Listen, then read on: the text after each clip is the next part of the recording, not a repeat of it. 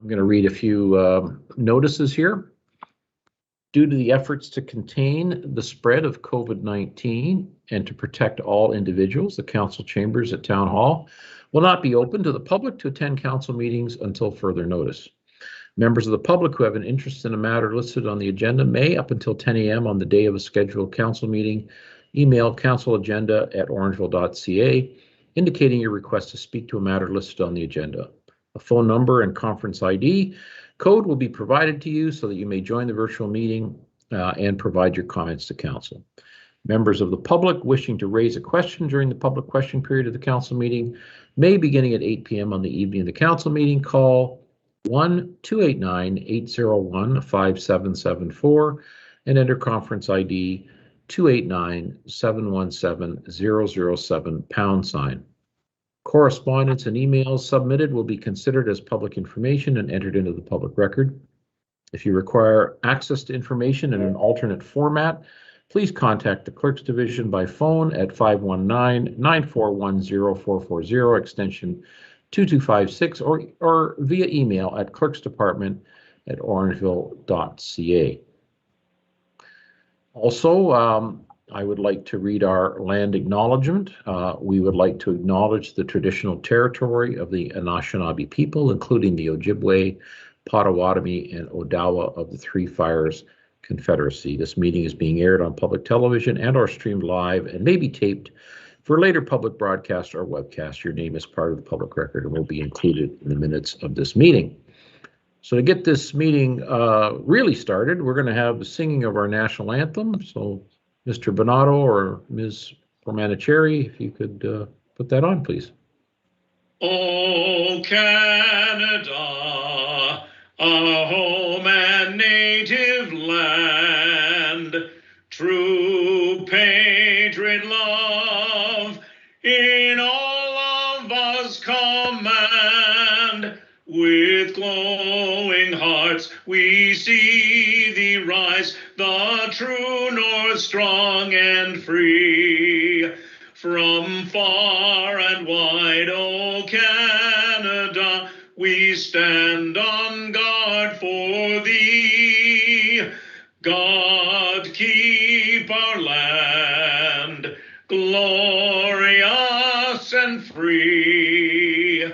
O Canada, we stand on guard for thee. O Canada, we stand on guard for thee.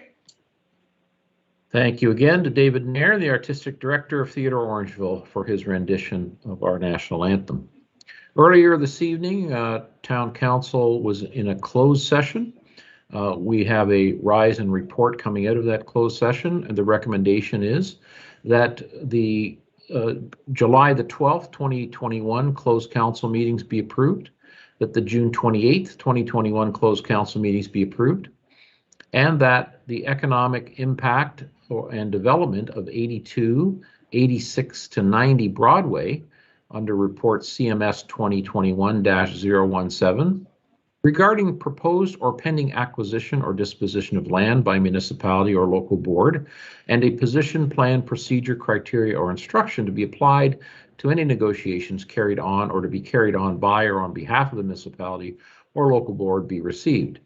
And that the presentation from Scott Walker of NBLC regarding 82, 86 to 90 Broadway regarding the proposed or pending acquisition or disposition of land by a municipality or local board and a position, plan, procedure, criteria, or instruction to be applied to any negotiation carried on or to be carried on by or on behalf of the municipality or local board be received.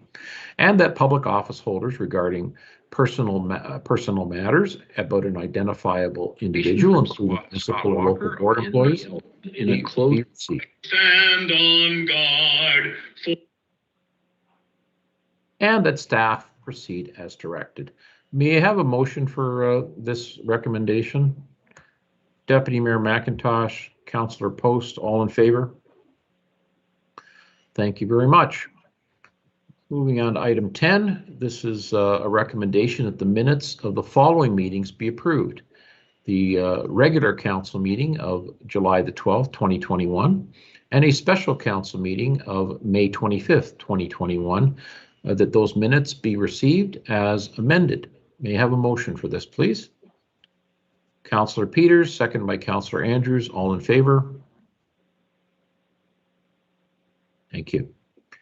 Moving on to presentations and petitions and/or delegations. 11.1, we are welcoming Angela Lockhurst of the Orangeville Kin Club regarding a toll road proposal. Go ahead, Ms. Lockhurst. Hello, it's Angela Lockhurst, the president for the Orangeville Kin Club. I came before you probably, 2.5 years ago now, maybe? Actually, no, I think it was last year, because we were going to do the road toll in September last year, and we felt as a club that it was too soon. So we're asking for permission this year for September 18th. From 9 a.m. till 3:30 to do the Kin Road toll, which we have done for many, many years. I don't know if anyone's familiar with the Kin Road toll, but we basically stand at the corner of 3rd and 4th, which is, I think I have it correct now, because when I put it in as wrong. Standing at the corner of 3rd and 4th, and what we do is we have our buckets with asking for spare change for cystic fibrosis and community to go back into the community as well for the Kin Club.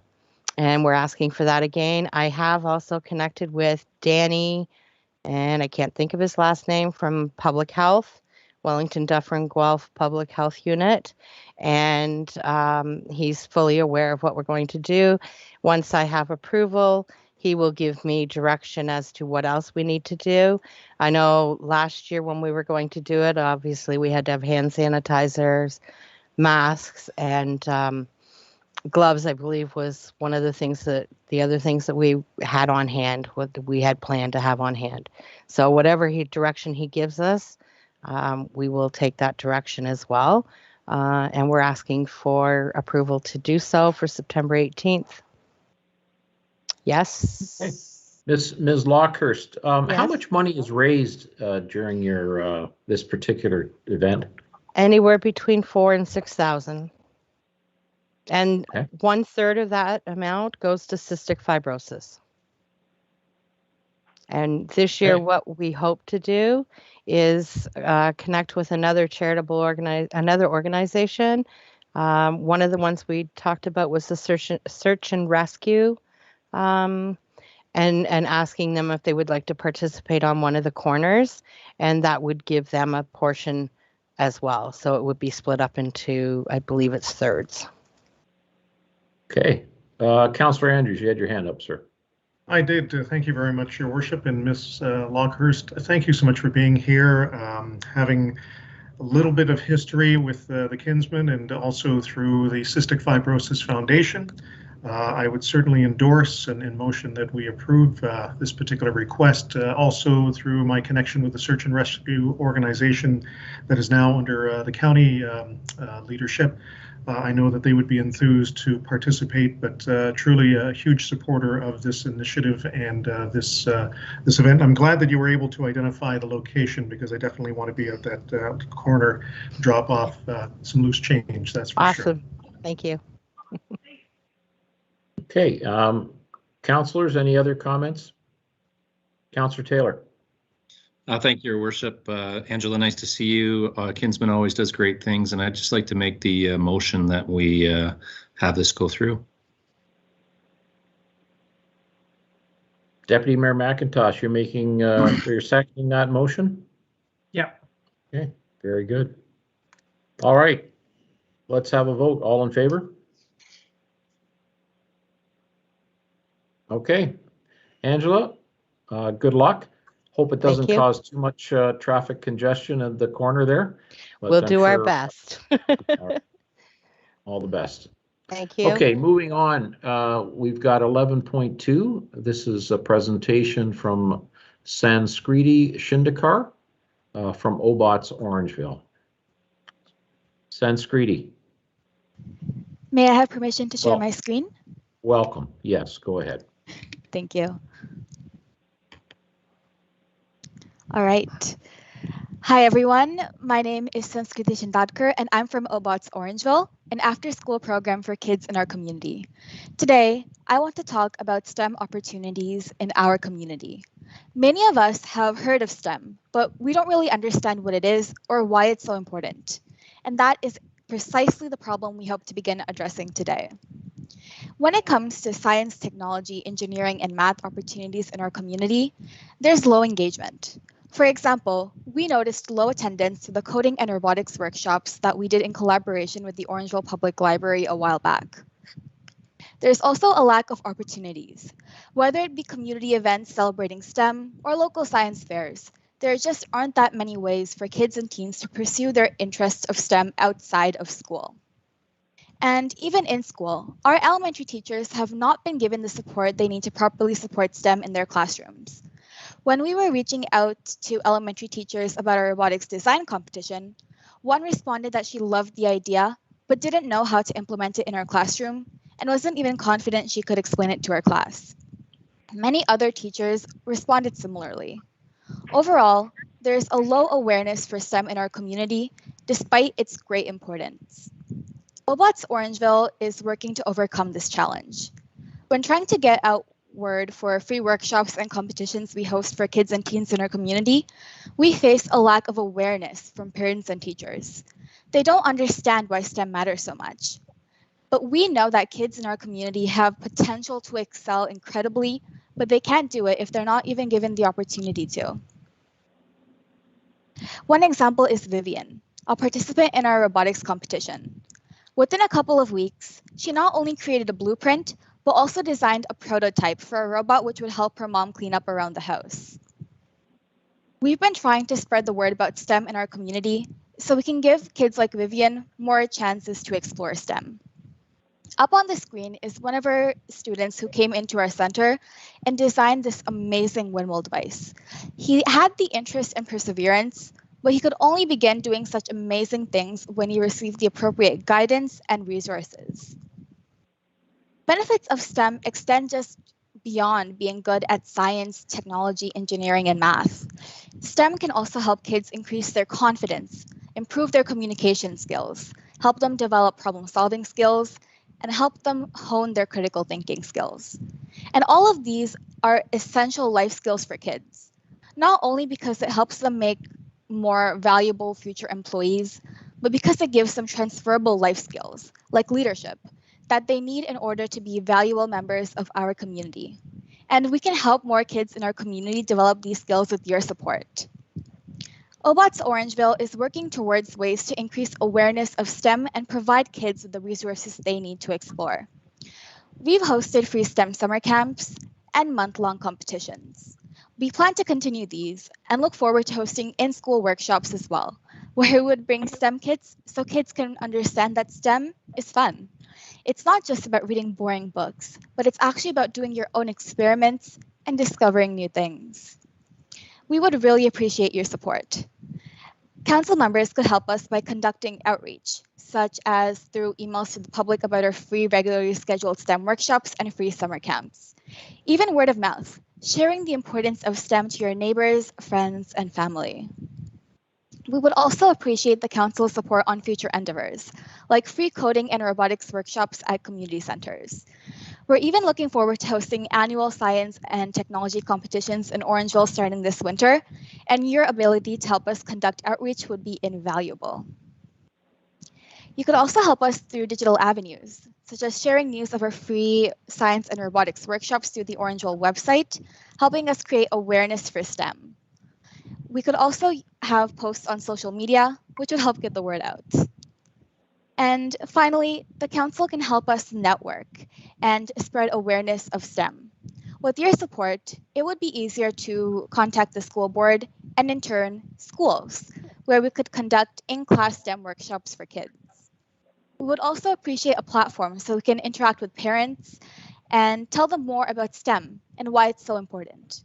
We would point parents in our communities towards free, accessible online resources and resources at our center so they can support their child's pursuit of STEM and help them do it in a fun and engaging way.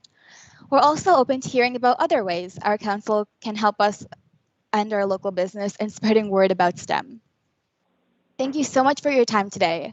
I'm happy to answer any questions and look forward to working together with you. Yeah, thank you, Sanskriti.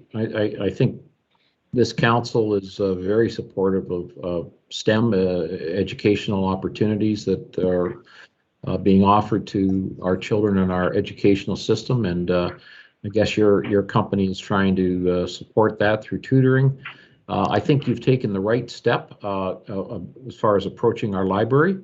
I think that's probably the appropriate place to spread the word amongst the young people, and the place where workshops would be welcome, I'm sure, as you've probably already experienced now.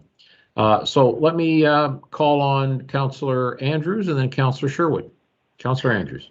Well, thank you very much, Your Worship, and I appreciate your comments there, Your Worship, regarding a direct connection with the library and opportunity for some workshops. Ms. Indikar, thank you also for your presentation. I have quite a connection to STEM activity in my other academic world and post-secondary. So I think that, the pandemic unfortunately has stymied much of the activity that you've spoken about. I have a long-standing connection to Skills Ontario, where STEM certainly has been a part of that, the robust connection with elementary as well as secondary, even post-secondary institutions. But I think that, what's important here is some of the other comments, an opportunity for members of council to not only embrace some of the thought process. We've spoken about this at BDAC, which is the Business Economic Development Advisory Committee. We have a couple of our key board members who, in fact, are from STEM industries. And so thus it has been front and center at a number of our discussions. So I would like to offer two things. If we could certainly speak offline, an opportunity maybe to provide you with some additional contacts that may help, but also take, again, the mayor's comments about connecting with our library. I know parents that may be watching the council meeting tonight.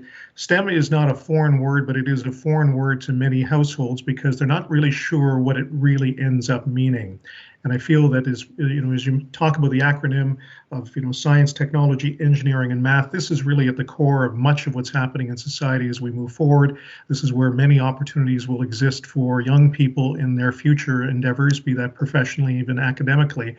So again, my opportunity or offer is to connect with me offline. I'd be happy to provide some additional thoughts to your ask here tonight.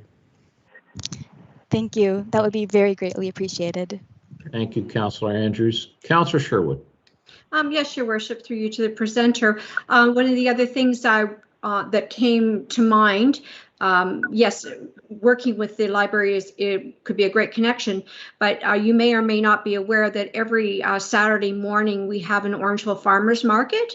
So perhaps maybe you could have some people go out and hand out some literature to families with children, or perhaps even connect with the BIA market manager and have an information table set up with them. If you would like, you just contact information at downtownorangeville.ca, and maybe they might have gone a little bit too fast on that. It's info@downtownorangeville.ca. And if you email them, maybe they could let you have a table at a farmer's market that you can connect with families. Thank you for your suggestion. All right. Well, Ms. Shindikar, thank you for your presentation. It's of interest to all of us to promote this, and we wish you all the best. Thank you. Thank you for your time. Okay, moving on our agenda to 11.3, we have Damian Dochev. Mr. Dochev.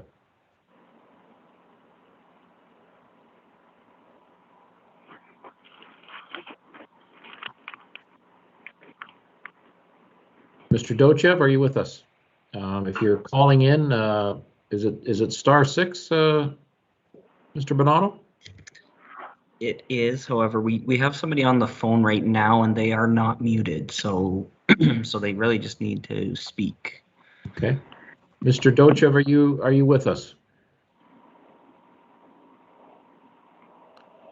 Okay, well, we will move along in our agenda. We have an updated agenda late in the afternoon. We have Mr. Jim Diamond, who is with us supporting the 6062 Broadway applications. Mr. Diamond, did you wish to speak to this or just be available in case there's questions as we move forward?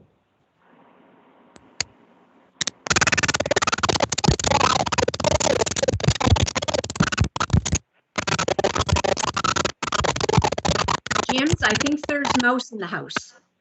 Yeah, that Oh, That there was you quite are. articulate. Mr. Diamond. So I just muted Mr. Yeah, so we'll just try that again. We'll see if the audio is any better. No, your audio is off, sir. It's not.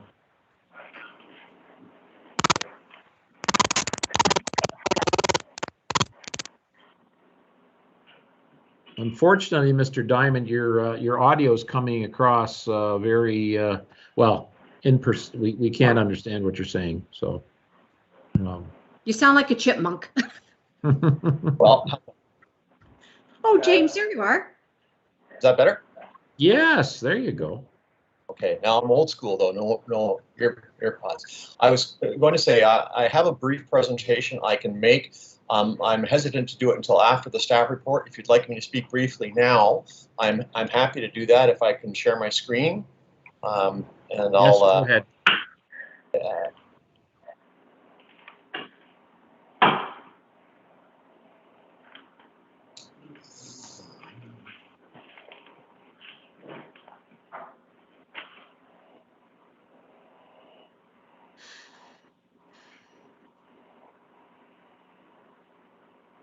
there are we. Can you see my presentation?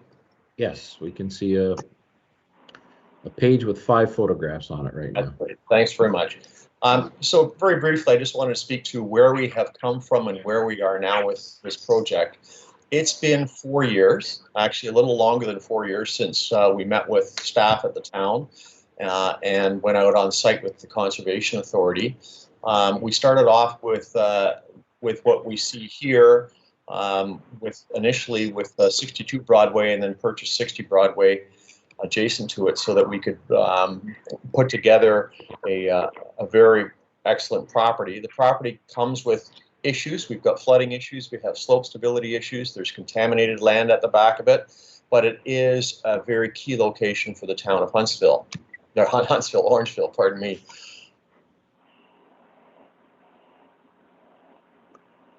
I'm having some problems myself. At the end of it, we developed the plan for this building, and it's slightly different than that, to respond to issues raised by members of the public about concern about the height and shadowing, and to a certain extent the number of units. We took half of the building off on the east side of the building, which reduced the number of units by 4 units, and have stepped it, and then have worked carefully with the architects and your Heritage Committee to come up with a final plan for the building. The revised floor plan shows on the right side of the screen that there are now no longer 4 units on that side of the building itself, and that is fine. It provides some opportunity for greening up the building. I know I've talked to some of the members of council and staff about our desire to do a very beautiful building that fits into Orangeville, but also encompasses my personal objectives for it being ecologically sound with a low impact design. So close to final design of the building, we have reduced the size of the cornice on the top floor, making the top floor disappear to a certain extent or reducing the impact of it. I'm pretty sure that, well, when I had a meeting with Heritage Committee, everybody was much more supportive of this design than our original larger building. As part of building design, we have a large underground parking area, and this is just a quick sketch showing what that underground parking area will look like on top. 50% of it will be planted in grass or infiltration materials so that we can capture stormwater runoff. At the back of the parking area, we will have infiltration trenches, and so that the issues related to development adjacent to Mill Creek will be largely mitigated. as part of the site plan approval process, I've prepared this drawing to address concerns related to the impacts on Wellington Street. Part of the plan is to give the town 4.2 meters at the corner of Broadway and Wellington. It narrows down to the bridge along Wellington to still provide for the development. And there will be sidewalks built on Wellington and on Broadway around the building. I talked before about the amenity area that would be greened up on top of the parking garage. We also have now the top of the 4th floor on the east side of the building, which will be provided as amenity area for residents. I'm hoping that people can grow gardens and actually grow some of their own vegetables up there, but it definitely will be greened up, which will reduce the impact further of the building from views to the east. And finally, in our initial submissions to the municipality, we had indicated that we would be assisting with the proper development of the forest in the valley in the area to the rear of the property. And our original plan was to hire consultants to do a replanting scheme. If you're familiar with that forest and like me are familiar with forests, it needs some help. We had also offered to give that land to the town of Orangeville so that it would be preserved in perpetuity. So with all of those things going on, I'm very happy to see we have a positive staff report tonight. I've worked closely with staff, and I really want to thank them. Staff of all departments have been very professional and very helpful through this process, and I continue to look forward to working with them through the site plan approval process. Thank you. Very good, Mr. Diamond. Thank you very much for that overview. As we will now move on to the staff reports. Am I able to ask Mr. Diamond a question now or later? Well, go ahead, Councillor Sherwood. Sure. Okay, Mr. Diamond, it's great to see you again. Thank you working so hard with us here at Orangeville. One of the things I wanted to ask you about is if you look back on one of your slides, the first slide you showed doesn't show the cornice going around the 4th, what we agreed upon. Yeah. Sorry. Are you proposing two different? No. Okay, it's just an error in that graph that you showed us, correct? Because we agreed to the cornice being down lower. That's correct, and I will admit it's very expensive to change those graphics. Okay. As long as it's not something. Okay. No, that's fine. Thank you. And in your presentation, and I don't know if I should be asking you or waiting for the staff, but can you show me where the open space conservation is? And is it going to go behind Sanderson Sports?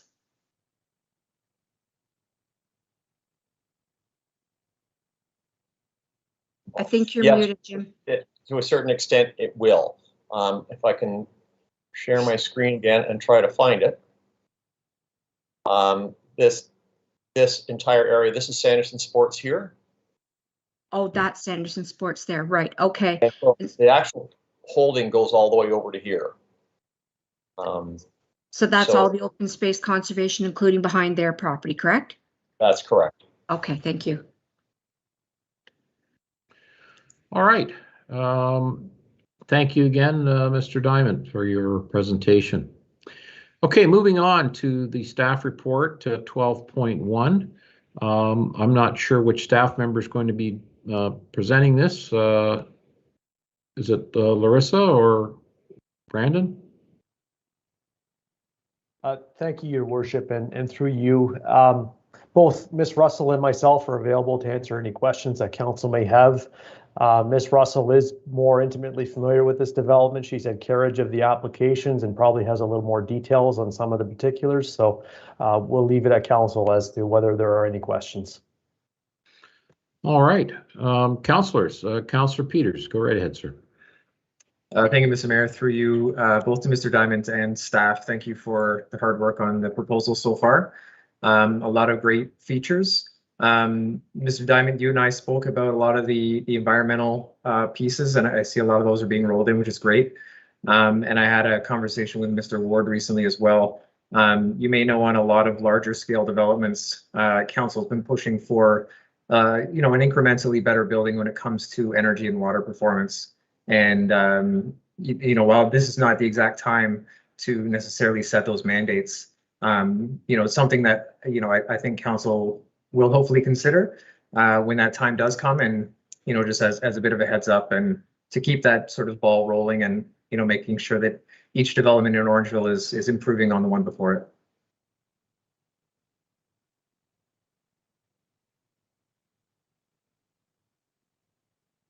All right, kind of lost you a little bit there, Councillor Peters, but I think we got the gist of it. Thank you. Councillor Sherwood, your hand is up. Yes, Your Worship. I would like to put a motion through that we accept proposal, excuse me a second, attachment 6.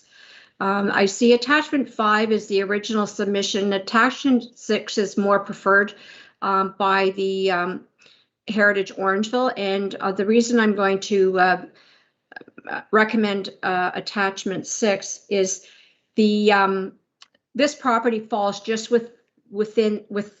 just out of the central district area, so there's not in the central Heritage District area, the height requirement is 12 meters.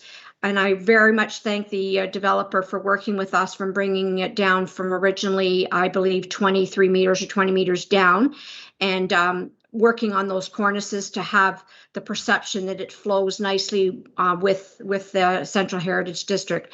So if we're in submission approving what one we would like, it is very much of the opinion that attachment 6, that level with the cornices going the way they are appearing in the attachment, would be more beneficial to go with the flow going into the Central Heritage District area. Right. You had a conversation earlier with Mr. Diamond Mr. Diamond, can you confirm that is the intent? That's exactly the intent, yes. And I continue to look forward to working with the Heritage Committee as we go through the site plan approval process. Right. So okay. even though attachment 5 is a different rendition, you're asking tonight, isn't staff asking tonight for us to accept either 5 or 6? Because 5 is your original proposal with an extra floor. If I can just speak to that, that will be determined at site plan approval, but you have my undertaking, Councillor Sherwood, that it will be the Heritage Committee's preferred concept. Thank you. Okay. So we've heard from Councillor Sherwood that she is supportive of this and would like to make a motion pending approval of drawing number 6, attachment 6, as being the preferred elevation drawing. Do we have a seconder for that? Councillor Andrews. Councillors, any further discussion or commentary? Councillor Taylor, go right ahead, sir. Yes, thank you, Your Worship. I guess through you to Mr. Ward, just for my edification and for the people listening, the big thing that we heard about when this first came to council again was traffic. Can we just talk about that one more time, about the traffic coming out of that development onto Broadway? What the plan would be? Like when I'm there now, and I remember when I first moved to Orangeville, turning left, I tried to do that, and there was a bunch of people giving me the naughty sign that I'm not allowed to turn left there because I'm causing issues. That's still the case today, and I assume would be the case tomorrow. And just can we just talk about that quickly before we move on? Mr. Ward. Certainly, through you, Your Worship, to Councillor Taylor. So as part of this application submission, the applicant produced the traffic impact study that would look at this development and its future configuration relative to future background traffic volumes, and how does that measure up sort of in the local road network. It demonstrated that the site doesn't need upgrades or improvements to the road. It can operate within the existing circumstances. One of the other things the consultant looked at, and it stemmed from the public meeting, was looking at the prospect of having a limited access directly onto Broadway, whether that would be a full moves access or restricted movement access. The consultant looked at that in conjunction with consultation with our infrastructure services staff and determined that an access there is just not feasible or not desirable, because given Broadway's classification, the desire is to keep or minimize direct access points onto Broadway. It helps traffic move more efficiently along that roadway. The preferred scenario would be to have the access off of Wellington, excuse me, in its current configuration. So that was submitted by the consultant. Staff concurred with that, and that's the scenario we've arrived at. Thank you. Okay. Any other further comments from councillors? Seeing none, all in favor of this? All right, Mr. Diamond, you have our permission to move forward, sir. So thank you. I will truly look forward to working with you toward the end of this. All right, all the best. Thank you. Good evening. Okay, moving on to item 12.2. This is a report from our Treasury Department regarding surplus allocation. This is CPS 2021-051, and it's a recommendation that the report CPS 2021-051 dated August the 9th, 2021, surplus allocation be received, and the council approves the allocation of $10,000 of the 2020 surplus for an orange crosswalk to be installed as per motion 2021-257, and the council approved the transfer of $1,901,535 to general capital reserves. Ms. Syed, you had an addition to this that you wanted to make? Yes, Your Worship, through Your Worship to Council. So this addition was actually an approved motion by Council. I do apologize for missing this, and I do thank Councillor Peters for bringing this up earlier today. So this is for tree canopy initiative, and earlier Council approved 50,000 from 2020 annual surplus to go towards this initiative. So this is already an approved motion. Right. So, Council, can we have a motion on this, please, with that amendment? Councillor Post, seconded by Councillor Peters. Any further comments or questions? Councillor Sherwood. Yes, Your Worship. I'm sorry, I should have gone back in the minutes, but I recall having a discussion about this $10,000, and I know it's all coming from the same pot here, whether it be here or there, but I didn't think we were allocating that out of the surplus. I thought we were taking that out of the $10,000 events under the committees that we had. I thought we put $10,000 aside for incidents like this. Like I say, it doesn't really matter. The money's going to come from one pot or the other, but can we recheck on the minutes that this actually was to come out of surplus? Madam Treasurer. Yes, to the best of my recollection, and I did include the resolution number, or the council direction motion number. Yeah, motion number rather. Thank you, Your Worship. On the report, that would be my recollection. Okay. And you're absolutely right, Councillor Sherwood. It does come from the same pot of money.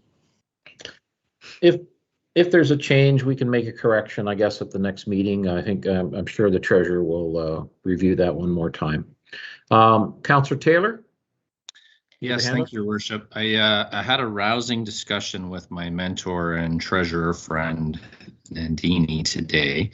And what I was calling the treasurer about was I was trying to equate, I guess, one of the criticisms of this council. And one of the criticisms of this council has been that we have kept the tax levy low on an annual basis, because we've taken some money from our reserves, and now we're paying back to the reserves because we have a surplus. And what I was trying to say is how much have we taken out of the surplus over time, and now how much have we paid back, and are we good? And I'm just wondering if the treasurer could comment on that again and explain it in a way that, you know, the public might be able to understand what we're doing here and what position we've done as a council, and do we deserve that criticism that we've taken from the reserves over time? Madam Treasurer. Thank you, Your Worship, and through Your Worship to Councillor Taylor. So I cannot speak to the criticism part, but I can definitely provide an explanation on the accounting side of things. So if I may, Your Worship, if I could just decouple the question or the suggestion. So first of all, the annual surplus and the report that is in front of you, the recommendation that I'm providing to you is to park the surplus money in a general reserve until we get to budget season, and then council would have the option to deliver it on that. So not necessarily we are putting it back into reserve per se. In terms of overtime analysis, and I'm just going to give you my time in Orangeville. I mean, overtime is a long period.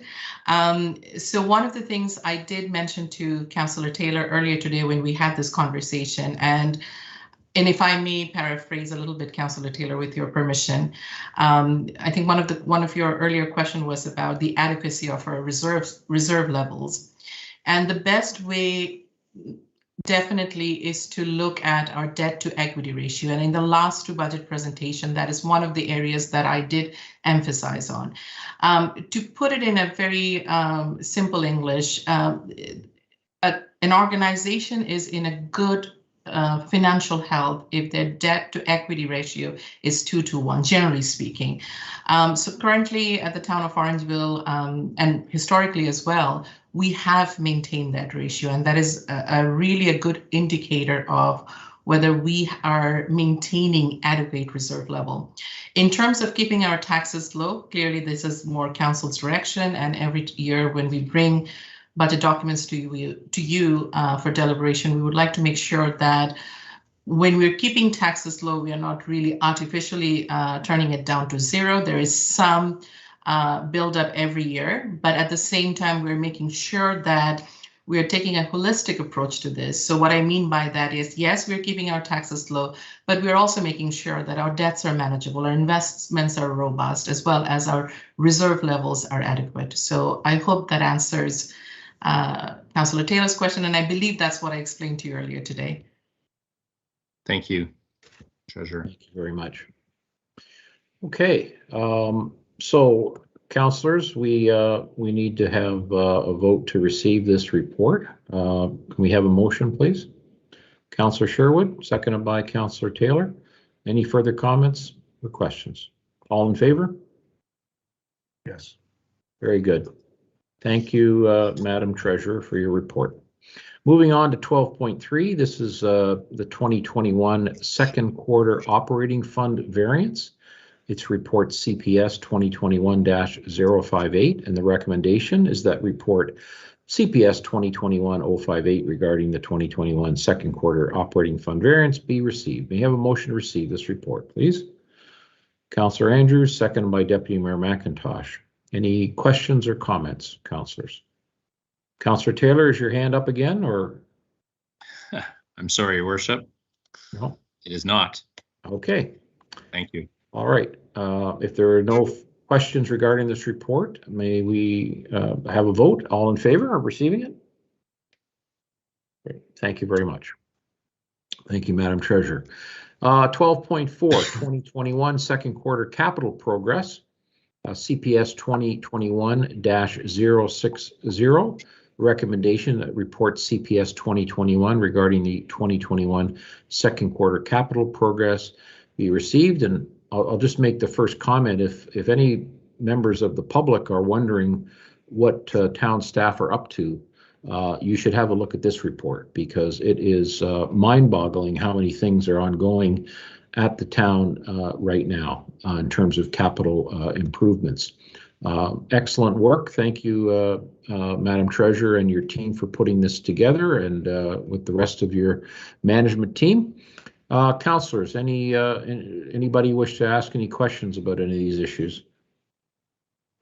Seeing none, can we have a motion to receive, please? Councillor Andrews, seconded by Councillor Sherwood. All in favor? Yes.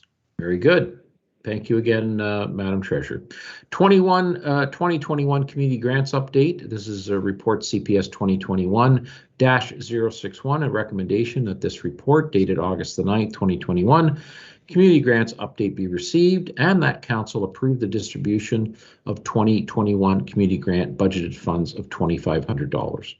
May I have a motion to receive and approve this allocation? Councillor Post, seconded by Councillor Taylor. Any further commentary or questions? Councillor Sherwood. Yes, Your Worship. I just wanted to make a comment that I think this extra $25 to the King Club to hopefully bring Santa Claus back to town on our lovely streets of Broadway, and I'll be able to gather again safely, is well worth every penny. Be nice to see him again. Yeah. Okay. All right, councillors, any further comments or questions? Okay, all in favor? Thank you very much. All the best, Ms. Lockhurst. 12.6 restaurant license extension, CPS 2021-057. This is a recommendation that that report, the restaurant license extension, be received, and that the expiry date for restaurant licenses issued in 2020 be extended to September 30th of 2021, and that the council amend bylaw 2004-117 to change the expiry date for restaurant licenses going forward. May I have a motion for this recommendation? Councillor Andrews, seconded by Councillor Peters. Any further questions or comments on this? Councillor Sherwood. Yes, Your Worship. I was just wondering, is it of the appetite of council to give the restaurants kind of a break for their license fees this year, only because of the fact that many of them have had to suffer so terribly for the due to COVID? I'm just wondering, what would be the cost if we were to give them a year's kind of relief as a way of helping out the restaurant businesses?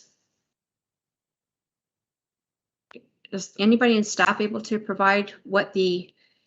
Are you talking about every restaurant in the entire town of Orangeville? That's a lot. Is that what you're thinking? Yeah.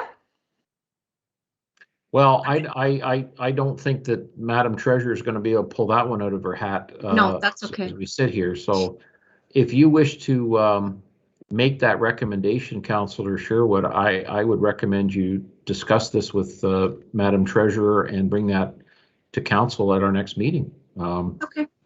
Yeah, that's something I will. I'll talk to staff. Yes. Yeah, I think that would be the appropriate path there for that. So thank you.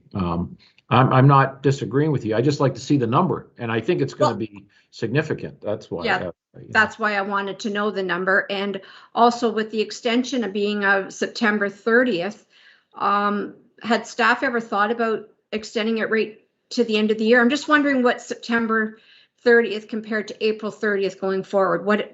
Why that difference? I see Carolina Khan is on board here. Madam Deputy Clerk. Through you, Mr. Mayor, to Councillor Sherwood. So just to give you a bit of an idea, it is $175 per license would be the fee per each restaurant. We typically license about 120 restaurants is typically the number, roughly more or less. So that would be just the rough math on hand. And sorry, can you just remind me of the second question, Councillor Sherwood? Well, so you've asked for it to be extended to September 30th, right? Going forward, or just this year? Like, I'm just trying to think. Like, I see you're saying from April 30th, you're trying to change from April 30th to September 30th, but it's just for this year, and then going back to April 30th? No. So through you, Mr. Mayor, to Councillor Sherwood, the intent around that, the logic around that was just to time it around the easing of public health restrictions for this year, with the hope that there wouldn't be a loss in revenue, just a deferral in revenue. So we would time it for September 30th, and then it would be September 30th every year going forward. Okay, did that answer your question, Councillor Sherwood? So basically what I'm trying to understand is that a restaurant typically can be in business for 9 months of the year and not be licensed. Like, we're asking them to pay their license for that year in September? Sorry if I'm sounding a little silly here. No, not at all. So the way that that would work is that their license year would operate from October 1st of 2021, let's say, to September 30th of 2022. Okay, it's not the fiscal year. Okay, got it. Yeah. Thank you. They're asking for the bylaw of 2004 to be amended to change the calendar year. The cycle, the yes. licenses. Yes. Sorry about that. I misunderstood. Right. I'm a little concerned about your request for business license relief, because why just restaurants? I mean, I think opening up that can of worms is problematic for me personally, but I guess council will deal with that at a future date. Councillor Taylor, you have your hand up. Your worship, you beat me to the punch. I just wanted to reiterate, like, I'm always happy to debate things, and I think Councillor Sherwood's comments are extreme benevolence for sure. It's just, I don't know how we would cut it off. Everyone has struggled. We all talk to those owners. I would feel horrible giving it to A, but not giving it to B and C. So I just think, candidly, I think this is not necessarily a great path for us to go down at this time, with all due respect. Okay. Anyway, there'll be some further discussion. Councillor Sherwood will have with staff, and we'll see where it goes. But thank you. So, councillors, we have this motion on the floor here. Any further comments before we vote on this? All in favor? Thank you. Councillor Post, did you have another question, or you're just voting? Oh, okay. Sorry. 12.7. This is the sale of a rail spur, land adjacent to 120 C line. This is report CPS 2021-055, and it's a recommendation that the report regarding the sale of rail spur land adjacent to 120 C line be received, and the council pass a bylaw declaring the closed rail spur lands legally described as parts 3 and 4 reference plan 7R 2408 as surplus to the needs of the town, and that the council pass a bylaw authorizing the sale of the closed rail spur lands legally described as parts 3 and 4 reference plan 7R 2408 to Alley Group Properties Inc. for the amount of $400,000 in accordance with terms and conditions contained in the agreement of purchase and sale dated July 9th, 2021. May we have a motion to approve this, please, councillors? Deputy Mayor McIntosh, seconded by Councillor Taylor. Any further comments or questions, councillors? Just to let our residents know, this is the former Pinehurst property at 120 C line, now owned by a group called Super Puffed. They're a food manufacturing facility. They feel the acquisition of this additional spur land will help them in a proposed expansion to the building. A lot of jobs are coming. The town council is very supportive of this initiative, and also that land is useful to them, but not terribly useful to anybody else. So the fact that the town is going to receive $400,000 is a bonus on this situation. Okay, so we have the motion now. All in favor? Thank you very much. Moving on to 13, we have a number of items on correspondence here.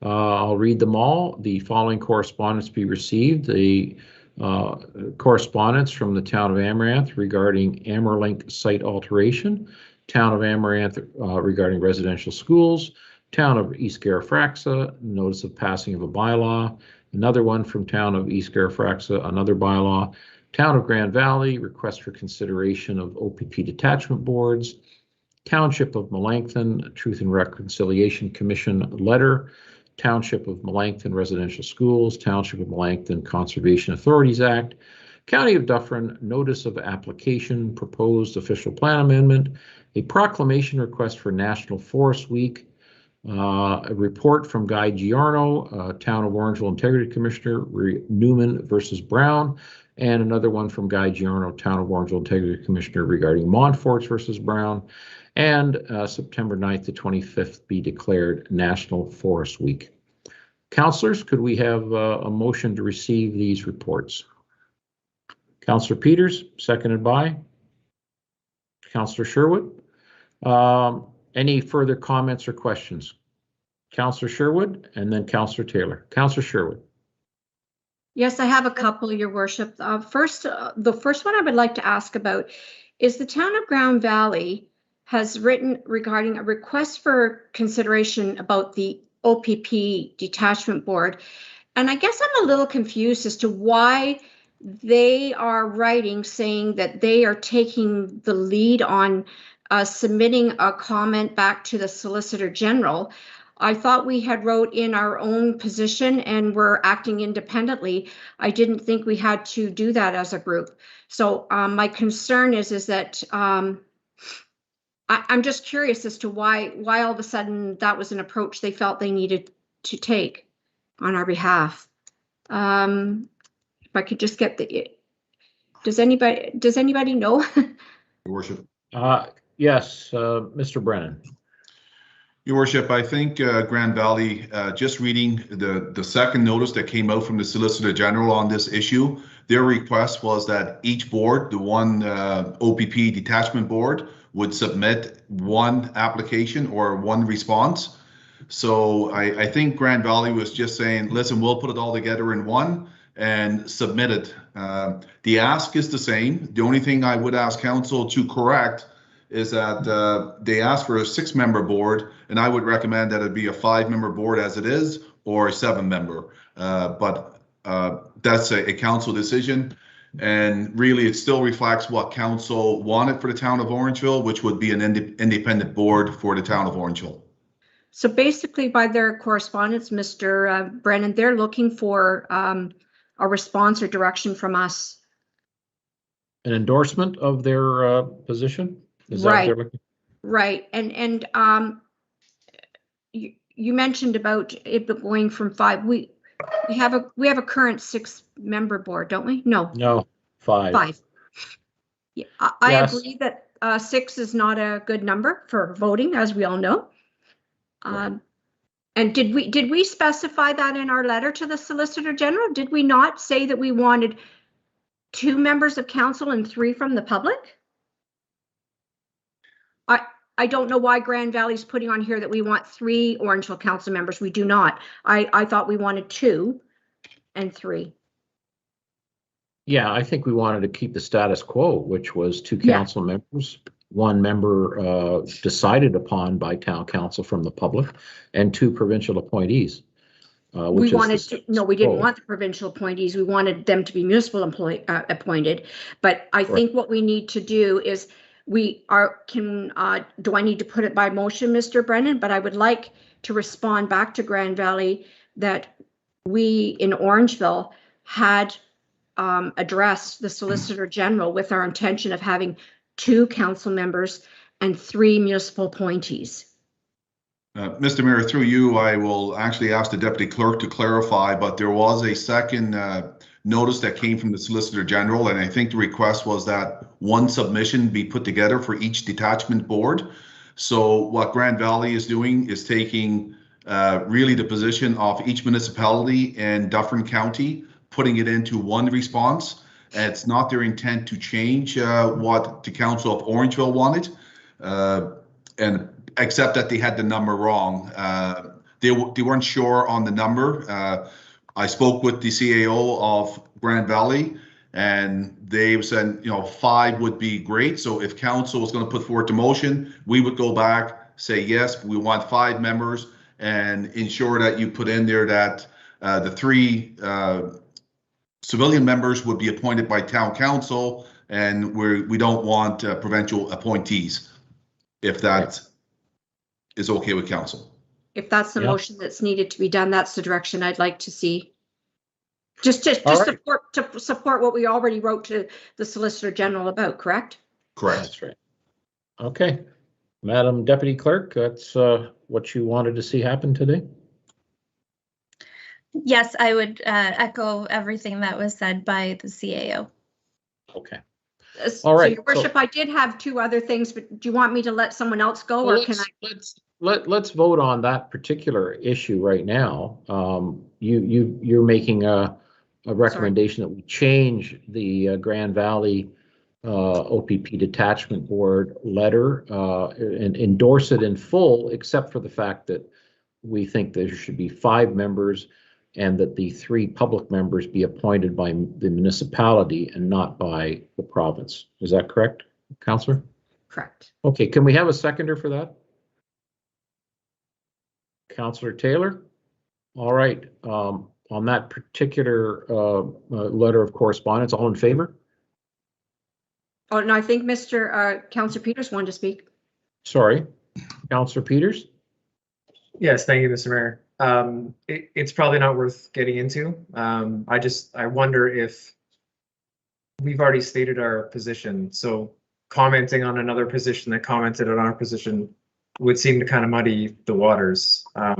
So, you know, I'll support it just, I guess, for completeness. But I don't really see the need to reiterate. Like, we're not saying anything new in this correspondence, right?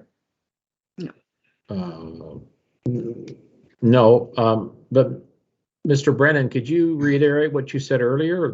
There's been a request that we support and endorse this letter from Grand Valley. Is that correct?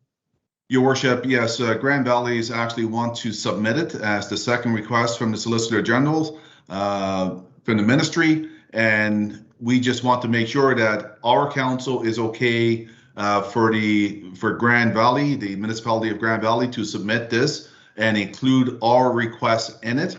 And we just want to clarify this. So if that is okay, we will move forward that way. Right. So just to clarify, councillors, there's been a second request from the Solicitor General after our letter went in, and this is that letter. So, okay. All right. So we did have a vote there. I think it was unanimous that we support with those changes. Thank you. All right. So I did have one more comment, Your Worship, in the correspondence. Councillor Sherwood. And then I'll give the floor to someone else. Regarding the Integrity Commissioner reports, I'm not making comments about the reports themselves. I just want to know if Mr. Brennan is able to provide us as to what the cost of these Integrity Commissioner reports were to the taxpayer. Mr. Brennan. Your Worship, to you and members of council, I do not have a copy of the invoice at this point. Madam Deputy Clerk, do you know if it came in yet? I don't think it has. Not to my knowledge, not as of yet. Will that be reported in a future meeting? Again, Your Worship, we could certainly come back with that if that's the request of council, and advise council of what each investigation cost. As I recall, I think when we came into this council, it was reported at $100 an hour, which is, for anybody that's got involved in any legal matters, that doesn't pay for the photocopy machine at most law offices. So, you know, it certainly is a very low rate, but you know, these reports are pretty comprehensive. Obviously, there's a lot of time put in on them, so this is not going to be inexpensive, that's for sure.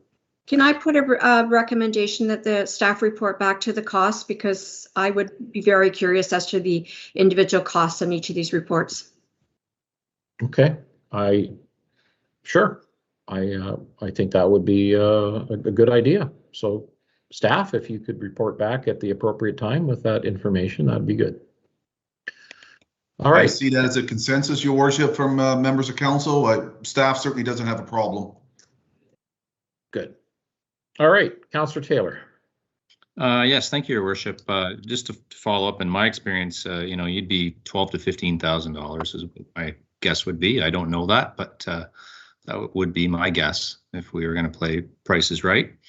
As a sidebar to that, on the Integrity Commissioner reports, Integrity Commissioner pokes at our code of conduct, specific I think it's 3.1 specifically that he brings up, and I was speaking with Mr. Brennan about that today. And I guess what I'd love to see is, I know we now have a new integrity commissioner.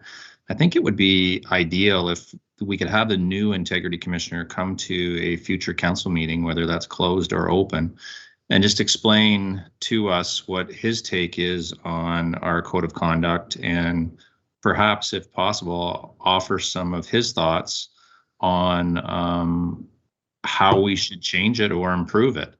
I was at a bit of a loss when I was reading it. I thought the document that previous councils put in on code of conduct was fairly clear, but according to the integrity commissioner we have here now, it creates some doubt. So anyway, it'd be my suggestion that we do that and just become a little bit more educated, and of course meet the new person and have an understanding of the best way to work together. Right. So Madam Clerk and Deputy Clerk, if you could take that under advisement, that we invite our new integrity commissioner, I think that would be an excellent idea. All right, any further comments here on this list of correspondence, councillors? So in bulk, if we could have a motion to receive them, accepting the Grand Valley one, which we've already dealt with. Motion, please. Councillor Andrews, seconded by Councillor Taylor. All in favor? Yes. Very good. Thank you. Moving on to committee board minutes, we have a number of minutes here to receive, which are the Heritage Orangeville minutes of May the 13th, the Orangeville Police Service Board minutes of May the 18th, and the Committee of Adjustment minutes of June the 2nd of 2021. May I have a motion to receive these minutes, please? Councillor Peters, seconded by Deputy Mayor McIntosh. Any further comments on this? I want to make one comment. Councillor Taylor, I was looking today at our website. I can't find any minutes, agendas, meetings of the Police Service Board. I'm just wondering, where do they reside, or are we still working on this? My understanding is, Your Worship, that we're still working on it. There is the minutes are posted. But the website is being integrated into the town in some sort of way, and that is being handled by the communications department. So, you say they're posted? The minutes and agendas are posted? Whereabouts?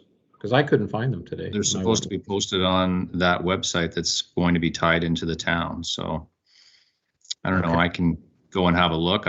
In all honesty, I have not looked to see. I don't go there. I get the minutes the same way that you would, so okay. I haven't seen it. All right. I'll follow up. Ms. McKinney is lit up her screen. Ms. McKinney, do you have anything to offer? Through you, Mr. Mayor, there is a dedicated page for the Police Service Board on the website. I was talking to Communications today about its location. Maybe we could make it more prominent.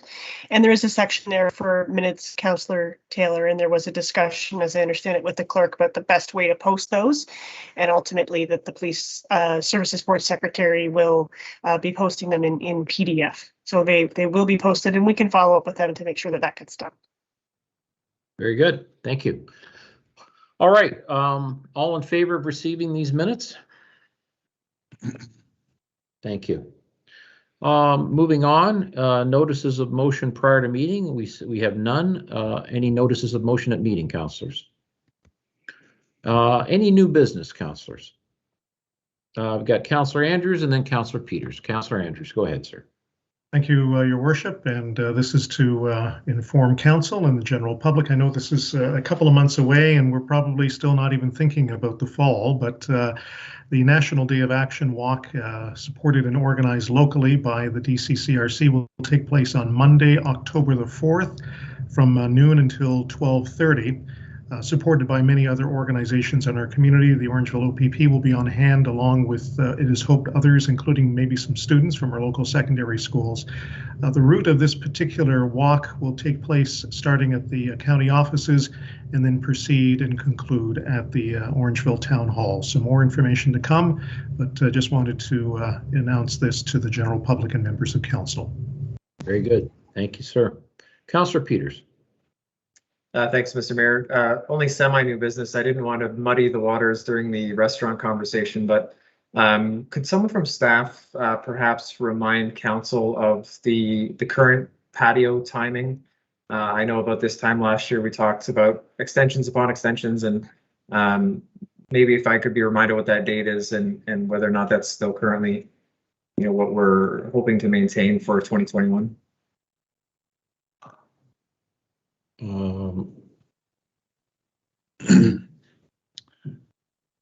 Your Worship, I do not have it off the top of my head. I'm thinking the end of October, but last year we pushed it actually into snowfall.